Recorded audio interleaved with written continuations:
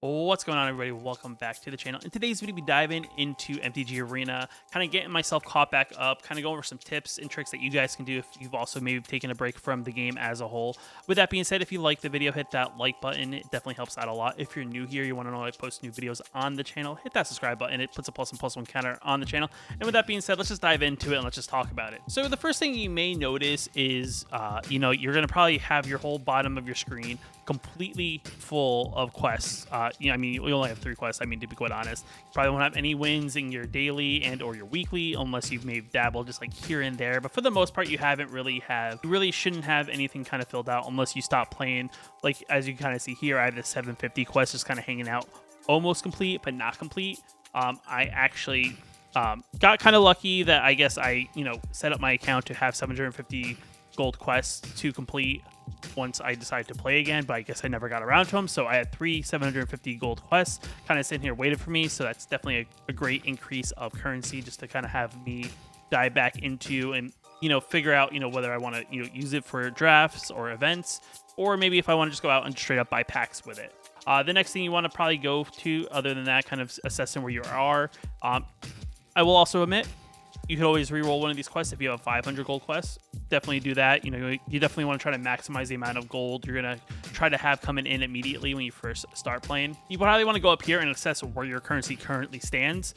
I left myself literally nothing. I have 75 gold and 30 gems. Not great. The one benefit I do have is I do have, some common, uncommon, rare, mythic cards I can use to craft. I also have some draft tokens. I have 18 of them. I don't actually know how I ever gotten this many.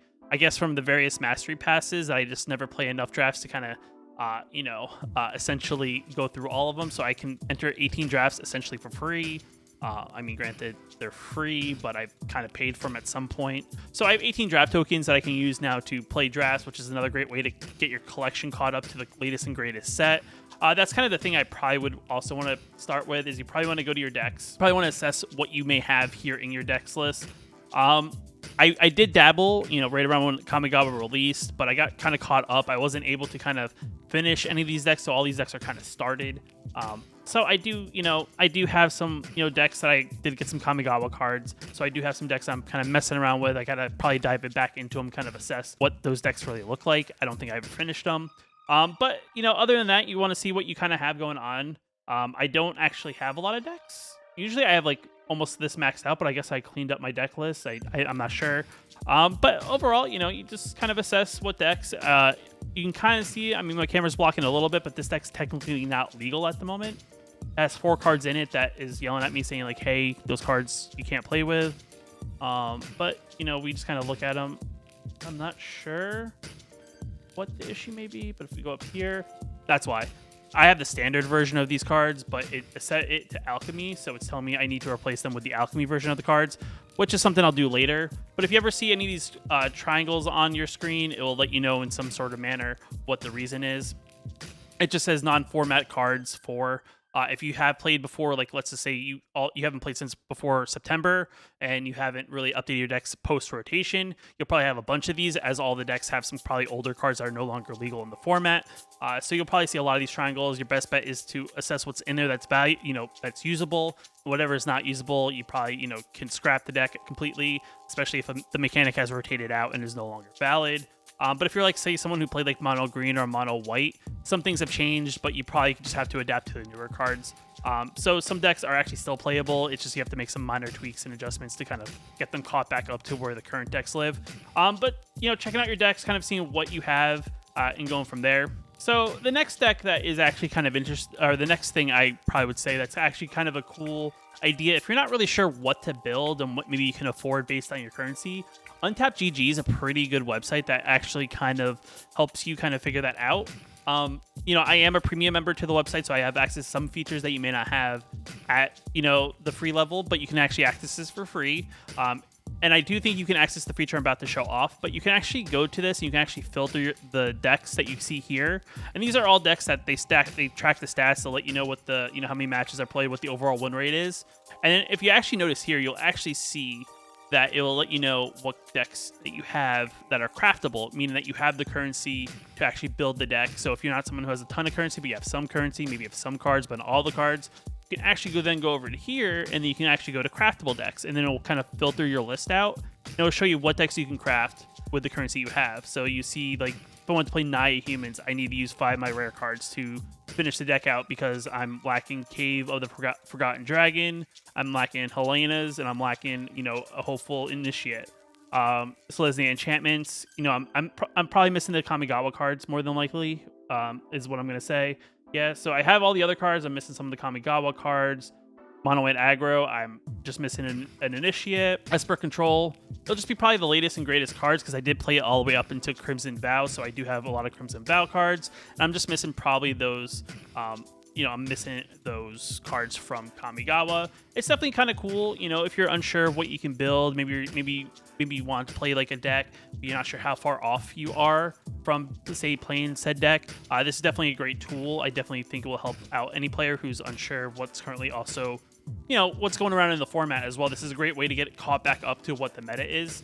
As not just that it shows you what decks with the win rates and matches are. If you actually go to the tier list, you can actually click on here and it'll show you what tier 1 decks are, what tier 2 decks are, and so on and so forth. You kind of keep on scrolling, and if there's a deck that catches your interest, you know, go for it and kind of build it. So definitely a cool website, definitely a cool tool to help you figure out what deck to craft when it comes to coming back to the game. So the next thing that I do think is kind of like an interesting thing that we kind of dive back into the Arena client is actually going to the store. Now, I'm not saying you need to buy cosmetics, but the thing you want to do is you probably want to check your daily deals. Now, the day of recording that I'm recording this, there aren't any deals for any sort of currency for exchanging, like, you know, gold, you know, 50 gold for 500 gold, or I forget how much gold it is, but you exchange some sort of gold for some gems. But this is definitely something you want to keep an eye out for, especially as just a way to get that additional currency without actually having to really do anything for it. I'll start posting again here on the channel on the community tab when there's some of those gold deals or gem deals or just deals in general where you may get something, you know, for a little bit cheaper of a cost that's a benefit to you. And occasionally, once in a while here, you get like a discount for a pack or something. Instead of paying the 1,000 gold, you get it for 900 gold.